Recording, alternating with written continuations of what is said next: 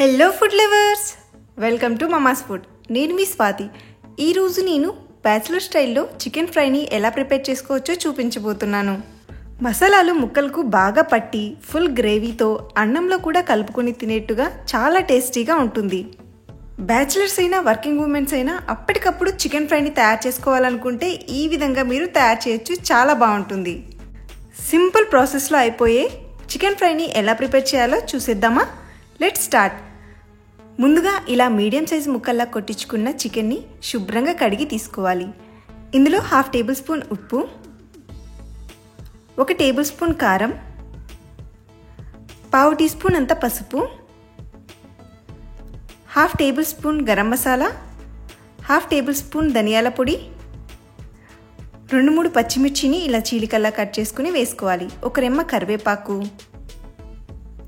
1 table spoon అల్లం వెల్లుల్లి paste, 1 పెద్ద సైజు ఆనియన్ని ఈ విధంగా కచ్చాపచ్చగా గ్రైండ్ చేసుకుని యాడ్ చేసుకోవాలి.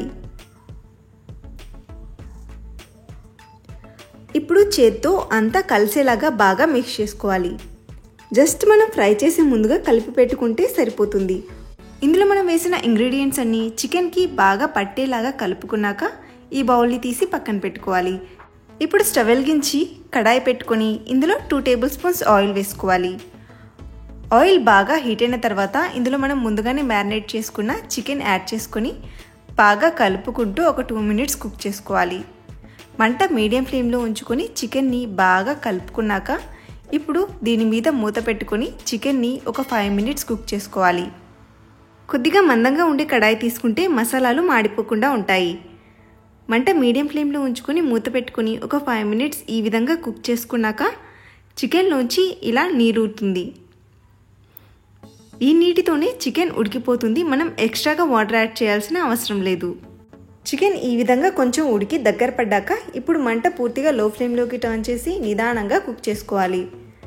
మరొక 10 మినిట్స్ చికెన్ లో ఫ్లేమ్లో కుక్ అయిన తర్వాత ఈ విధంగా చికెన్కి మసాలాలు బాగా పట్టి దగ్గర పడుతుంది. చికెన్ ఫ్రై ఆల్మోస్ట్ మనకి రెడీ అయిపోయినట్టే. ఇప్పుడు పైన కొత్తిమీర చల్లి ఒకసారి బాగా కలిపి స్టవ్ ఆఫ్ చేసి సర్వ్ చేసుకోవడమే. అంతే, వేడి వేడి బ్యాచిలర్ స్టైల్ చికెన్ ఫ్రై తయారైపోయింది. ఆనియన్ని మిక్సీలో కచ్చపచ్చగా గ్రైండ్ చేసి తీసుకున్నాం కదా, అందువల్ల గ్రేవీ కన్సిస్టెన్సీతో పాటు మంచి టేస్ట్ వస్తుంది. చికెన్ ఫ్రైని నార్మల్ కడాయిలో చేసే కన్నా ఇలా ఐరన్ కడాయిలో చేశారంటే సూపర్ టేస్టీగా ఉంటుంది. ఒట్టి ముక్కలే తినేయాలి అనేంత టేస్టీగా ఉంటుంది. అన్నంలోకి, చపాతీలోకి, బిర్యానీస్లోకి ఎందులోకైనా సూపర్ ఉంటుంది. తప్పకుండా మీరు కూడా ట్రై చేయండి. బ్యాచిలర్స్ మీకైతే ఇది బెస్ట్ చాయిస్ అనే చెప్పచ్చు. మరి చూసారు కదా ఎలా ప్రిపేర్ చేయాలో. మీకు నచ్చితే తప్పకుండా ట్రై చేసి మీకు ఎలా వచ్చిందో నాతో కామెంట్స్లో షేర్ చేసుకోండి. వీడియో నచ్చితే లైక్ చేసి మీ ఫ్రెండ్స్తో, రిలేటివ్స్తో షేర్ చేసుకోండి. ఇంకా ఇలాంటి మరిన్ని టేస్టీ వంటల కోసం మన ఛానల్ని సబ్స్క్రైబ్ చేసుకోవడం మర్చిపోకండి. Thank you for watching.